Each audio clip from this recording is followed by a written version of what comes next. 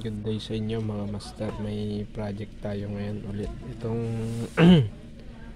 Honda City.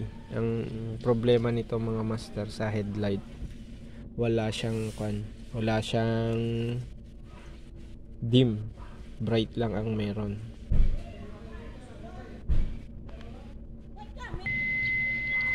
Yan, pag inilaw natin mga master, gumagana tong bright. Ayan, napapansin nyo dun mga master, nakailaw. Pag dinim natin, namamatay. Ayan, walang ilaw yung dim nya. Pag bright natin,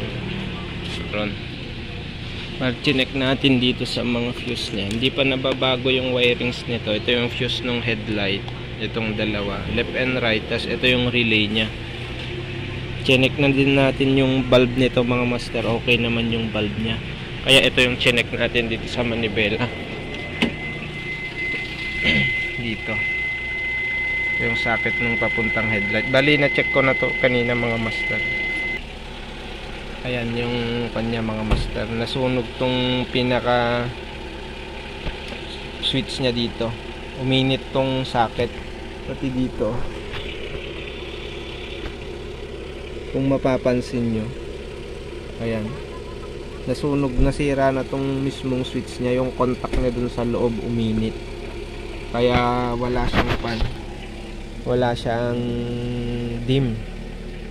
Bright lang ang meron. Kaya gagawin natin, maganda kung may mabiling ganito buong switch, palitan na lang. Pero kung wala, gaya dito, walang makuhang switch na ganito, gagawa na lang natin ng diskarte para mapagana natin yung headlight nya. Bali babaguhin natin tong wirings nya mga master. Yan, bali na putol ko na. Bali ito yung dim nya mga master, yung nasunog. Bali ito lang na lang yung gumagana. Ito na lang yung kinuha natin kasi yun na lang ang gumagana. Itong bright nya, yung red na may lining na blue. Sakit to mga master ng mga Honda, kahit mga Honda Civic, CRV. Ito yung kadalasan nagiging problema nya. Kasi walang relay kasi to mga master. May relay to pero isa lang. Kung naka-direct dito yung kanya high and low nya. Kaya gagawin natin, lalagyan natin ng relay. Since nasira yung switch nya mga master, para mapagana natin yung dim bright, gagamit tayo ng 5-pin relay. Ito. Plus itong 4-pin na dalawa. Batli ito yung magsisilbing relay ng dim tsaka bright. Ito naman yung pinaka relay ng dim at bright, itong dalawang blue.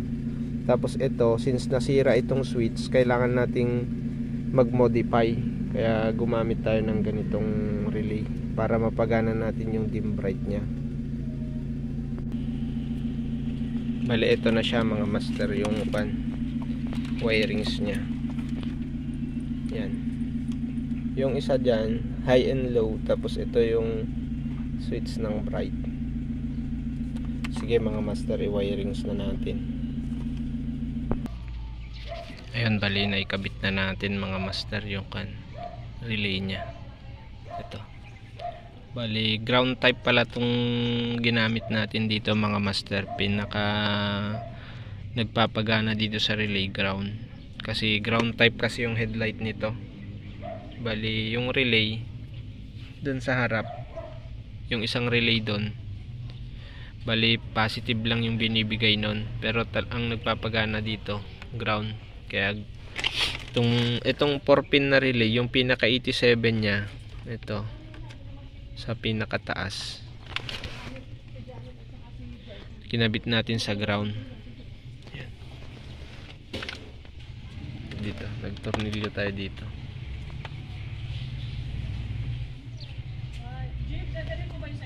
Ito yung dim bright dito sa blue.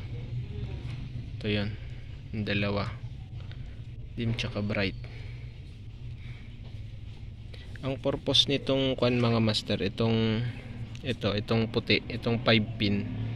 Ito kasi yung kwan, bali magpapagana sa dim at saka bright niya. Kasi sira yung isa dito. Kasi kung gumagana dito, kung hindi sira yung isa dito sa switch, pwedeng dalawa lang ang gamiting relay. Parang ililipat mo lang yung kwan niya, yung pinaka magpapagana sa headlight dito, para hindi persado tong switch niya. Tapos dito yung pinaka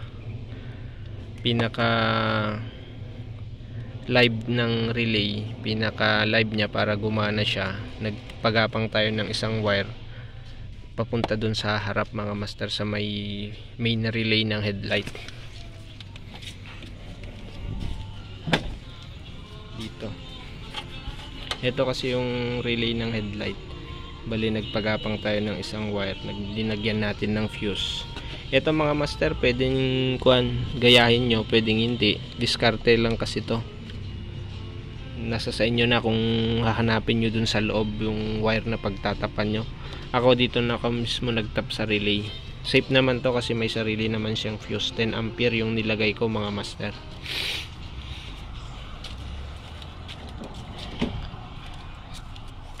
Bali fix na natin to, testing natin mga master kung okay na.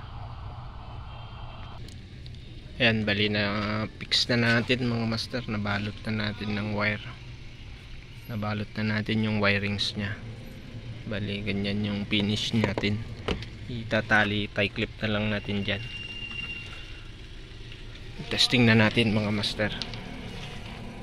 Headlight, bright, dim. Ayan. Meron na mga master, may dim na.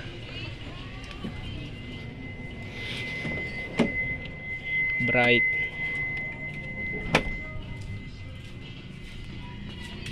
Yan, meron na mga master, gumagana na siya.